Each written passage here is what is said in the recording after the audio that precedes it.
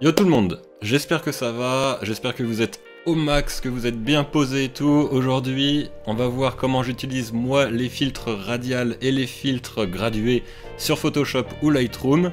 Je pense que ça va être un tuto plutôt rapide, enfin du moins je l'espère. Je vais essayer de pas trop m'attarder sur le sujet parce que c'est plutôt rapide, mais je vais vous montrer quelques petites techniques que j'utilise dans toutes mes photos et qui sont indispensables pour avoir un super rendu au final. Ok, bah du coup, c'est parti, on ouvre Photoshop et let's go. On est sur Photoshop. Regardez, ça c'est une super photo que j'ai prise en Nouvelle-Zélande. C'est sur la route pour aller à Milford Sound et c'est grave stylé. Je sais plus comment s'appelle cet endroit, je suis désolé, j'ai un trou de mémoire à l'instant, c'est génial. Mais en tout cas, une grande plaine avec des montagnes en fond, un sujet, c'est tout ce qu'il nous fallait pour faire une belle photo. Et c'est cool. Du coup, je pense que je vais la modifier un petit peu là pour avoir un peu plus de contraste dans la photo. Et ensuite, je vais pouvoir vous montrer du coup les techniques des filtres qui sont juste ici. Je sais pas si c'est exactement à la même place sur Lightroom, mais en tout cas sur Photoshop, c'est juste en haut ici. Du coup, voilà.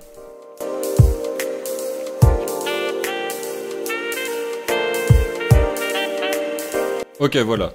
On a une photo qui est plutôt pas mal. Je pense qu'il manque juste un petit peu de basse lumière, je vais rectifier ça de suite. Voilà, on va juste modifier un petit peu la courbe. Hop, et encore un petit peu.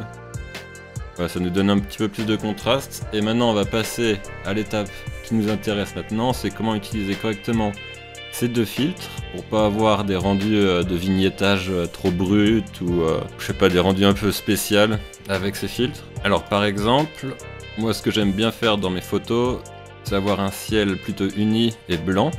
Du coup je vais appliquer un filtre gradué sur le haut de l'image pour avoir le ciel. Je vais activer le masque pour voir où est-ce que le filtre s'applique. Voilà, je vais aller prendre bien la crête comme ça de montagne. Et là, petite technique qui est plutôt intéressante, c'est que juste ici, vous avez la gamme du masque. On peut sélectionner soit la couleur, soit la lumière. Donc pour le ciel, moi je pense que je vais sélectionner la lumière. Je vais chercher à ce qu'il soit bien blanc. Du coup, hop, je vais juste, comme ceci, enlever les basses lumières. Et là vous pouvez voir que le filtre il ne prend plus trop en compte les montagnes au fond. Et c'est ce que je cherche à avoir comme rendu. Après, je l'ajuste avec le lissage. Hop, juste comme ceci. Voilà. Je peux retirer mon masque et au moins je peux travailler mon exposition du ciel. Et je vais pouvoir augmenter légèrement l'exposition. Descendre la clarté. Et la correction du voile. Comme ceci. Voilà. Parfait. Et du coup je vais avoir un ciel beaucoup plus blanc, je vais rappliquer un sur le haut de l'image juste comme ça, avec les mêmes réglages pour avoir un ciel tout blanc. Ensuite, j'ai bien envie d'accentuer la source de lumière qui vient par la gauche de l'image. Et du coup, là, je vais appliquer un filtre radial cette fois-ci. Juste comme ça. Je remets mes paramètres par défaut. Hop. Je pense que comme ça ira bien. Pareil que tout à l'heure, je vais activer le masque pour voir où s'applique mon filtre. Hop. Contour progressif un peu trop, je vais le diminuer. Au revoir. Voilà.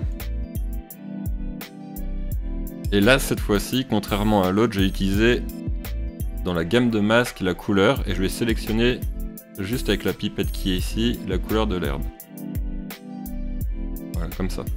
Et du coup, mon filtre va prendre uniquement la couleur orangée pour s'appliquer. Et j'ai juste à descendre l'exposition, comme ceci. Hop, je règle mon filtre. Je vais l'agrandir. Voilà. Je vais même réduire un peu la clarté. Très légèrement comme ça. Je vais réduire aussi les tons foncés pour bien marquer la lumière, comme si elle était vraiment rasante. Donc ça va être grave stylé. Et du coup, ben là, on a une image qui commence déjà à avoir plus de gueule. Et ça, c'est plutôt intéressant. Du coup, là, je vais pouvoir utiliser une autre technique que j'utilise souvent dans mes photos qui permet d'avoir une sorte d'effet lumineux en arrière-plan et c'est assez stylé. Je vais mettre un filtre gradué là où vient la lumière, donc sur la gauche de la photo. Et avec la correction du voile, je vais en retirer légèrement. Voilà, juste comme ça. Encore un petit peu plus, autant exagérer le truc. Et regardez, là ça fait comme une sorte de petit halo de lumière. Et ça accentue encore plus les contrastes de l'image. Et ça détache aussi l'arrière-plan, ce qui est plutôt intéressant. Si on voudrait encore plus détacher l'arrière-plan, on pourrait augmenter les bleus juste comme ça. Du coup, je vais vous montrer encore une autre technique que j'utilise pour mes photos avec le filtre gradué que je vais appliquer du côté opposé de la lumière juste ici. Contrairement à l'autre côté de l'image, là je vais vouloir qu'il y ait moins de lumière sur les montagnes pour avoir plus de contraste. Donc c'est très simple, on va faire comme tout à l'heure, on va sélectionner une couleur. On va sélectionner la couleur des montagnes et on va baisser la luminosité très légèrement, voilà, un peu comme ça. Je vais réajuster mon filtre un petit peu. Et voilà, ok, là c'est plutôt pas mal. On a une lumière qui est très prononcée sur la gauche de l'image et qui se dégrade progressivement jusqu'à la droite. Et du coup, vous pouvez le voir que ça change totalement l'image qu'on avait de départ, qui était plutôt plate. Et c'est ça qui est plutôt intéressant, et c'est ça qui va vous donner une image de qualité au final. Du coup, on préfère encore plus en détachant le premier plan avec un autre filtre gradué, que là je vais appliquer uniquement sur les zones d'ombre. Donc pareil, j'active le masque pour voir où est-ce que je travaille. Je retire un petit peu les hautes lumières. Hop.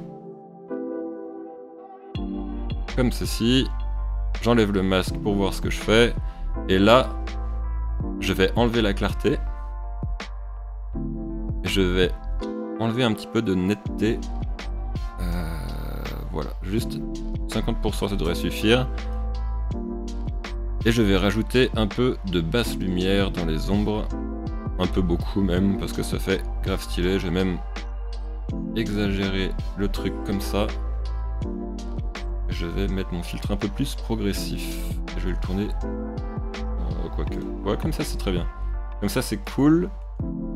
Là c'est pas mal. Là c'est pas mal du tout. Bon mais je pense que c'est tout pour les filtres.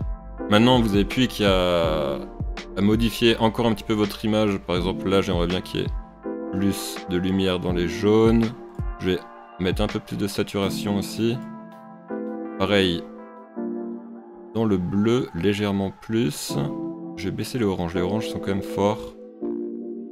Voilà, juste comme ça. On va enlever les rouges aussi, ne servent à rien. Et le violet et le magenta.